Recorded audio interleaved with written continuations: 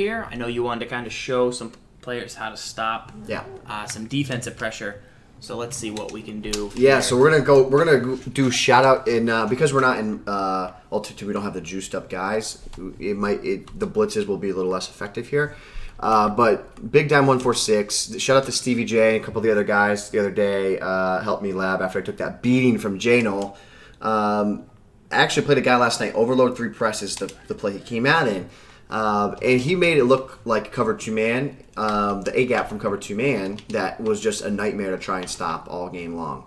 I had a really difficult time figuring out, is he in man or is he in zone? Is he in man or is he in zone? So snap of the ball, not sure if Kalani will rip in. See, he wanted to. He was through. But that's what was happening. Edge was coming in and the A-gap was coming in. So it was a dynamite blitz. So what then I did, I think you're going to need you to change your formation.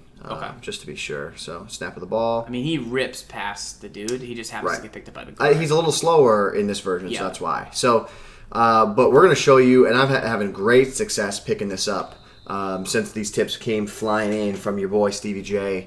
A couple other guys, I forget who it was, but you know who you were if you were there. I think Dibs was there. Of course Dibs was there.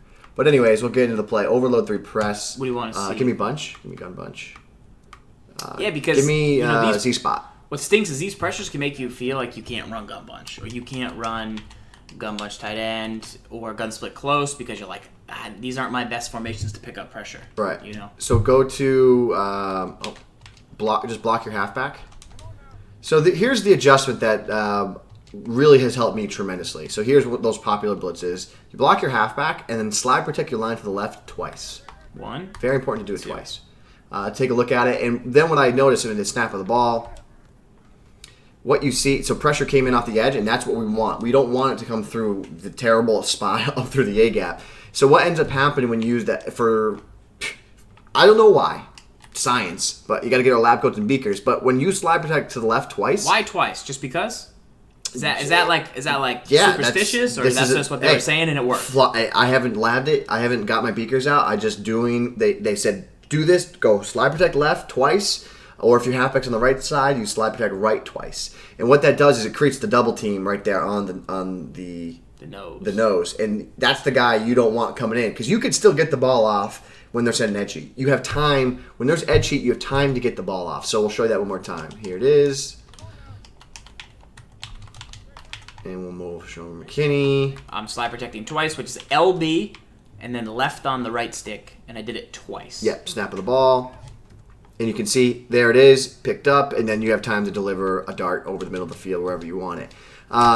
So that's where I've been seeing a lot of success. So if you guys at home are having trouble, really recommend going into the formations. Dib says, flip the play, base align, show, blitz, crash, D-line right, and contain. Flip the play, base align, flip the play, all right.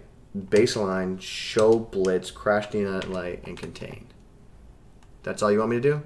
Seems like they should be that way, but... Go ahead. I don't know. Let's see what happens.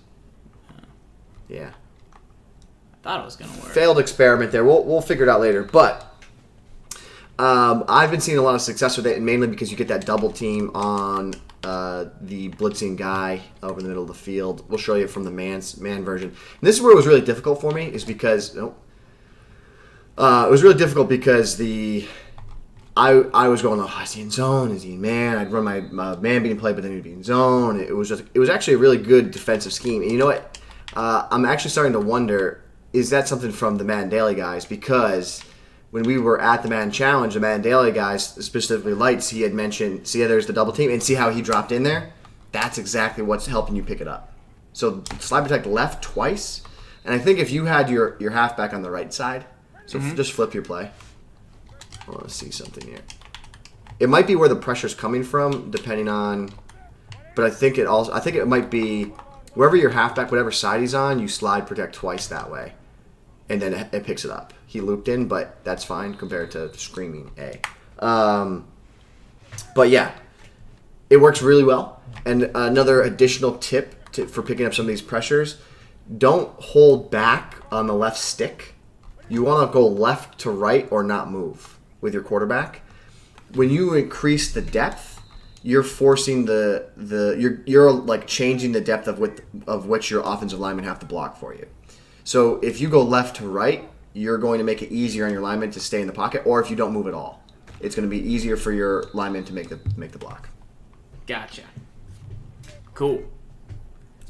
Seems like something you're going to want to look out for. And what do you notice when you see it like happening?